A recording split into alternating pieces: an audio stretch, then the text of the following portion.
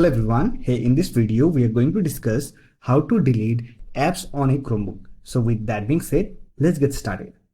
To delete apps, simply click on app launcher icon and here you'll find all the apps that are installed on your Chromebook. Now to delete it, simply right click on the app, here click on uninstall, and if you get also delete browsing data, simply check this box, then click on uninstall. This will completely uninstall the application. There is also another method. For that, simply click on app launcher icon, open settings, click on apps option. Here click on manage your apps option and here you'll find all the applications that are installed on your Chromebook.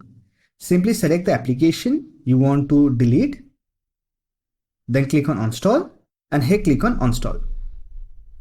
Now to delete the Android application, simply click on app launcher icon, open Google Play Store, click on your profile icon, then click on manage apps and device.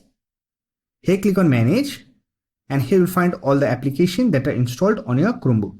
Simply select the application, then click on uninstall and here click on uninstall.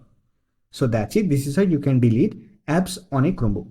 I hope this video was helpful to you. If you found this video helpful, don't forget to hit that like button and subscribe the channel for more videos like this. Bye for now. See you next video.